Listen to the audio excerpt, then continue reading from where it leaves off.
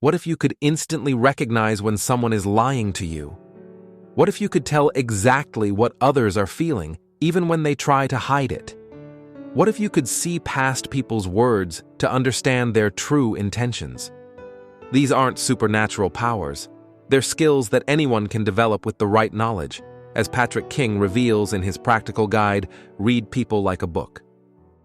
In a world where digital communication has made face-to-face interaction increasingly rare, the ability to accurately read people has become both more valuable and more elusive. We spend hours interpreting text messages and emails, but often miss the wealth of information revealed through facial expressions, body language, vocal tone, and behavioral patterns when we're actually in someone's presence. King's approach begins with a fundamental principle. Human beings are constantly communicating non-verbally, whether they intend to or not. Your conscious mind might control your words, but your unconscious mind controls countless subtle signals that reveal your true thoughts and feelings.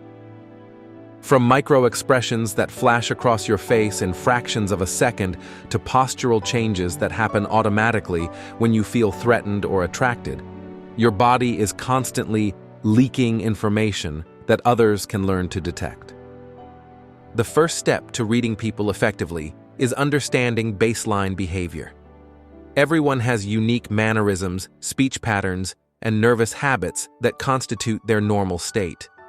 Only by establishing this baseline can you recognize meaningful deviations that signal emotional shifts or deception. Is your colleague normally fidgety? Or did they just start fidgeting when you asked about the missing inventory? Does your date typically avoid eye contact? Or is this new behavior that emerged when you mentioned commitment? King introduces the concept of hotspots, clusters of non-verbal cues that deserve special attention because they often reveal hidden emotions. The face, particularly the eyes and mouth, provides the richest source of information. Genuine smiles, known as Duchenne smiles, involve both the mouth and the eyes, creating crow's feet, wrinkles that can't be easily faked. When someone's verbal message doesn't match their facial expression, like saying they're happy while displaying a tight lips-only smile, trust the face over the words. The hands also reveal volumes about someone's internal state. We unconsciously touch our faces more when we're uncomfortable or being deceptive. Self-soothing behaviors like rubbing the neck, playing with jewelry, or adjusting clothing often indicate anxiety or discomfort with the current topic. Hand gestures that are incongruent with speech, like making a welcoming gesture while saying, "go away," reveal conflicting thoughts. Body orientation provides crucial information about interest and engagement. People naturally turn toward what attracts them and away from what repels them. When someone's torso is angled toward you, despite environmental reasons to face elsewhere, they're signaling interest. Conversely, when their feet point toward the exit during your conversation, they're unconsciously revealing their desire to leave. King emphasizes that accurate people reading isn't about interpreting single cues, but recognizing patterns and clusters. One crossed arm doesn't necessarily indicate defensiveness. The person might simply be cold. But crossed arms combined with leaning away, minimal eye contact, and terse responses forms a pattern that reliably indicates discomfort or rejection. The book addresses one of the most practical applications of people reading: detecting deception.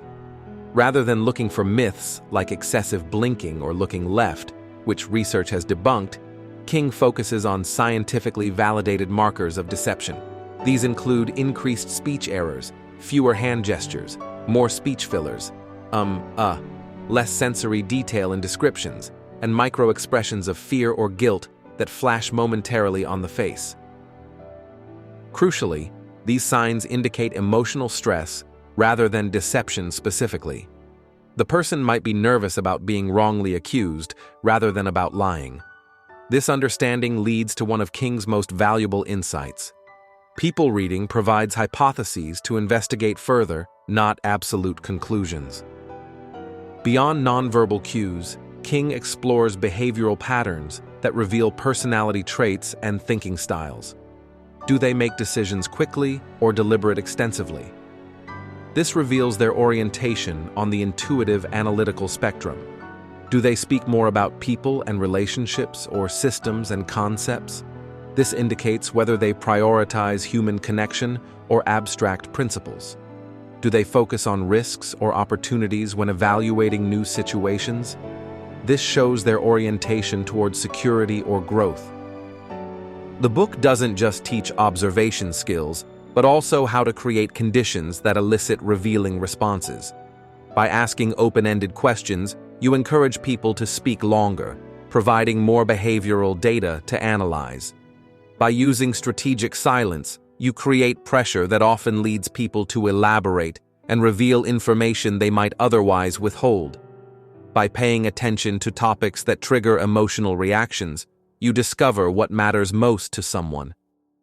King addresses the ethics of people reading, emphasizing that these skills should be used to understand others better, not to manipulate them. The most valuable application isn't catching people, but developing deeper empathy by recognizing emotions others might not be able to express verbally. When you notice your friend's facial expressions don't match their upbeat words about their new job, you can ask more perceptive questions that allow them to share what they're really experiencing. For those seeking connection, King offers insights into recognizing genuine attraction versus politeness. Interest shows through sustained eye contact, pupil dilation, proximity-seeking behavior, mirroring your movements, and finding excuses for physical contact. These signals work across cultures because they stem from biological responses rather than social conventions. The workplace applications are equally valuable. You can identify when a negotiation is going well by watching for positive micro-expressions when numbers are mentioned. You can tell when your proposal has lost someone's interest by noticing their decreased animation and engaged posture. You can recognize which team members feel unheard in meetings by detecting signals of frustration when others are speaking. King emphasizes that becoming a skilled people reader requires not just knowledge, but practice. He suggests exercises like watching videos with the sound off to focus on nonverbal communication, studying photographs of facial expressions to recognize subtle emotional cues, and keeping a journal of behavioral observations to develop your pattern recognition abilities over time. Perhaps most powerfully, King explains how people reading creates a positive feedback loop of interpersonal effectiveness. As you become more attuned to others' emotional states, you naturally adjust your approach in ways that make them feel understood. This leads to greater trust and more authentic communication, which in turn provides even more accurate information to read. The book concludes with an insight that transforms people reading from a tactical skill to a philosophy. True understanding of others requires both observation and genuine curiosity. The most skilled people readers don't approach others as puzzles to solve, but as complex individuals to appreciate. They combine their observational abilities with sincere interest in others' experiences, creating connections based on authentic understanding rather than manipulation. By developing these abilities, you gain what amounts to a superpower in our increasingly disconnected world: the capacity to truly see others beyond their words, to understand what drives them, to recognize what they need but might not express, and to connect with them on a level that most people never experience. In a world where genuine understanding feels increasingly rare, these skills aren't just practically useful, they're profoundly humanizing.